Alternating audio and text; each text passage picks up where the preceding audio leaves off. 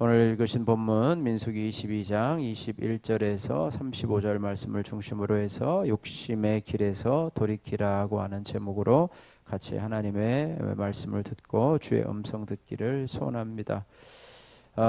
오늘 본문 말씀을 보면은요, 이 발람이 자기 나귀를 타고 이제 모압의 고관들과 함께 지나가는 장면입니다. 그때에 하나님께서 진노하심으로 여호와의 사자가 이 발람을 막으려고 길에 서게 되지요.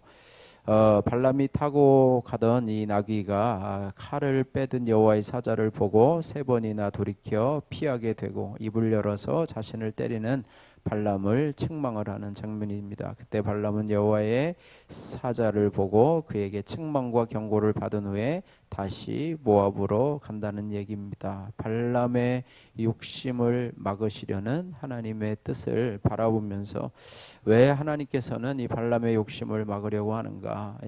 우리 성도들에게도 마찬가지죠. 우리에게 욕심이 있는데 그 욕심을 하나님께서는 발람처럼 막으려고 한다고 하는 사실을 우리가 기억해야 됩니다. 왜냐하면 욕심이 잉태한즉 죄를 낳고 죄가 장성한즉 사망을 낳느니라. 야고보서 1장 15절에 그랬습니다. 이 욕심을 우리가 돌이키지 않으면 우리가 사망의 길로 가기 때문에 하나님께서는 우리가 진리의 길을 떠나서 또 욕심으로 가는 길을 하나님께서 막으시고 또 막을 때에 지혜롭게 하나님의 사자의 말을 듣고 돌이키는 자가 있는 반면에 또 자기의 욕심을 따라서 자기의 길로 가는 두 종류의 사람이 있는데 저와 여러분들은 우리의 욕심을 따라 가는 인생이 아니라 하나님의 성령 주의 말씀을 쫓아가는 인생 되시기를 주님의 이름으로 축복합니다.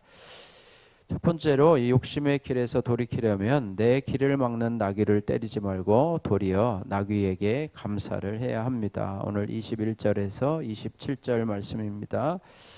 오늘 21절에서 27절 말씀을 보시면은요, 발람이 탐욕에 이끌려서 하나님의 뜻과 반대되는 길을 가려고 하자 하나님께서 진노하시는 그런 모습을 보게 됩니다. 그래서 23절에 보니까 나귀가 발람이 타고 있던 이 나귀가 여호와의 사자가 칼을 빼어 손에 든 것을 보게 됩니다. 그래서 특별히 하나님 여호와의 사자가 이 욕심의 눈이 먼 이 발람을 이제 막으려고 나귀에게 여호와의 사자를 볼 수 있는 눈을 열어 주신 거죠. 그래서 나귀가 자꾸 멈칫멈칫하자 이 발람은 그 여호와의 사자가 보이지 않기 때문에 나귀를 잡고 채찍질하는 그런 모습을 보게 되는데요.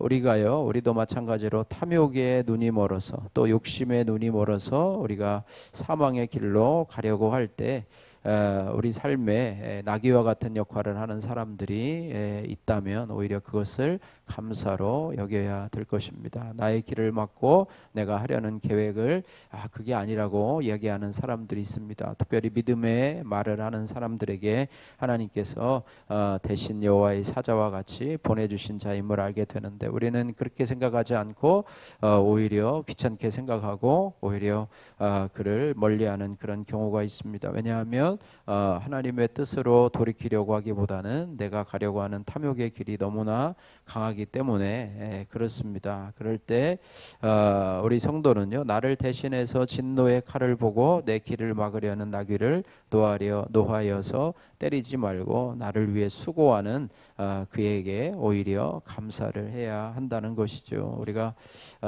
나의 잘못을 지적하는 사람들이 있습니다. 나의 잘못을 깨닫게 하려고 하는 사람들이 있는데 때로는 그것이 우리의 마음을 상하게 하고 자존심을 상하게 해서 마음을 다칠 때가 있는데 그것조차도 우리가 나를 고치려고 하시는 하나님의 채찍질임을 기억하면서 오히려 그 사람에게 오히려 감사하는 나의 구원을 위해서 수고하는 나의 성화를 위해서 수고하는 그 사람을 위해서 오히려 감사할 수 있는 저와 여러분이 되시기를 주님의 이름으로 축복합니다.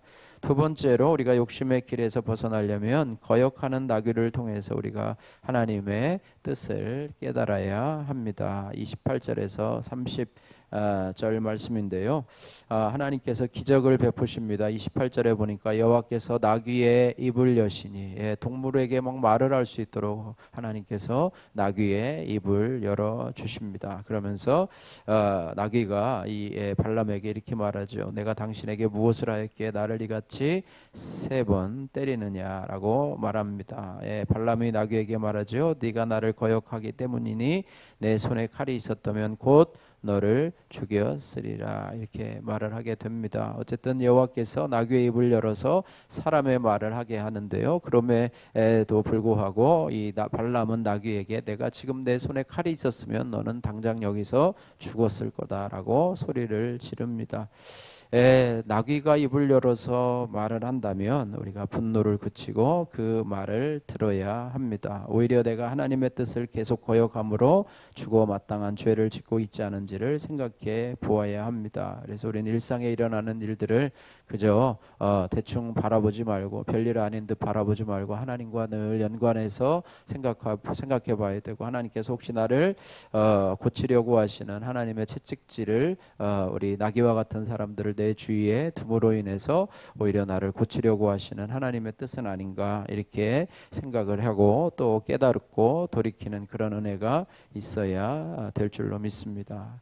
세 번째로 우리가 욕심의 길에서 돌이키려면 행위가 따르는 참된 회개를 해야 합니다. 31절에서 35절 말씀에 보니까 이제 드디어 31절에 보니까 여호와께서 발람의 눈을 밝히시자 여호와의 사자를 보게 됩니다. 특별히 여호와의 사자가 손에 칼을 빼들고 길에 선 것을 보게 되는데, 이제 그제서야 31절에 발람이 머리를 숙이고 엎드려서 이제 여호와의 사자의 말을 듣게 되는데요. 특별히 34절에 발람이 여호와의 사자에게 말하되 내가 범죄하였나이다. 당신이 나를 막으려고 길에 서신 줄을 내가 알지 못하였나이다. 당신이 이를 기뻐하지 아니하시면 나는 돌아가겠나이다. 이렇게 이야기를 하는데요.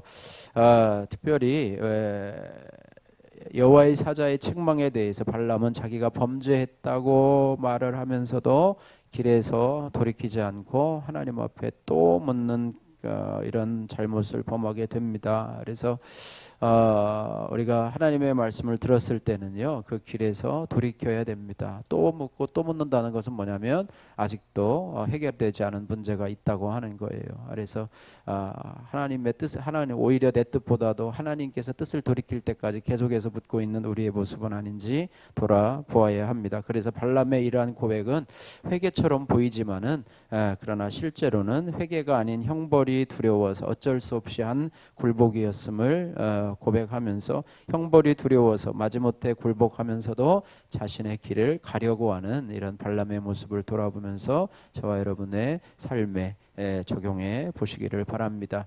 이혼을 막아준 나귀라고 하는 김진주님의 큐티인 간증입니다. 저는 모태신앙인으로 태어나 율법적인 가정 환경에서 신앙생활을 하며 자랐습니다.